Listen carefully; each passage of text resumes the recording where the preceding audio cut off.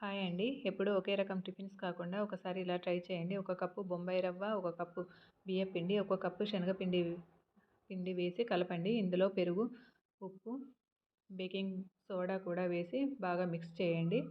అలాగే కొద్ది కొద్దిగా వాటర్ పోస్తూ పిండి బాగా లూజ్గా కాకుండా గట్టిగా కాకుండా మీడియంగా ఉండేలాగా కలిపి మూత పెట్టి పక్కన పెట్టుకోండి. ఈలోపు పిండి కొద్దిగా పులుస్తుంది. ఇప్పుడు ఒక కడాయి తీసుకొని కడాయిలో ఆయిల్ వేడెక్కాక జీలకర్ర, ఆవాలు వేయాలి. అవి కూడా వేడెక్కాక సన్నగా తరిగిన ఉల్లిపాయలు, పచ్చిమిర్చి, క్యారెట్ తురుము వేసి కాస్త ఉప్పు కూడా వేసి మగ్గనివ్వండి. తర్వాత పన్నీరును కూడా వేయండి. పన్నీర్ కూడా వేశాక కారము, గరం మసాలా వేసి బాగా కలిపి పక్కన పెట్టుకోండి. ఇప్పుడు గుంత పొంగనాలది తీసుకొని అందులో ఆయిల్ వేసి ముందుగా కలిపి పెట్టుకున్న పిండిని కొద్ది కొద్దిగా వేస్తూ అలాగే రెడీగా పెట్టుకున్న క్యారెట్ మిశ్రమాన్ని కూడా వేసి మొజరెల్లా చీజ్ను కూడా వేసి మళ్ళీ పైనుండి పిండి వేసి కాస్త ఆయిల్ వేసి మూత పెట్టి కాల్చుకోవాలి. పైనుండి కొద్దిగా కారాన్ని స్ప్రింకిల్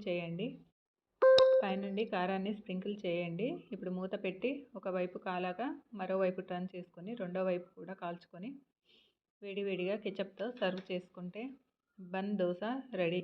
పైన క్రంచీగా లోపల సాఫ్ట్గా అలాగే మెల్ట్ అయిన చీజ్తో చాలా బాగుంటుంది టేస్ట్. కెచప్తో సర్వ్ చేసుకోండి. ఈ వీడియో నచ్చితే లైక్ చేయండి, షేర్ చేయండి, సబ్స్క్రైబ్ చేసుకోండి.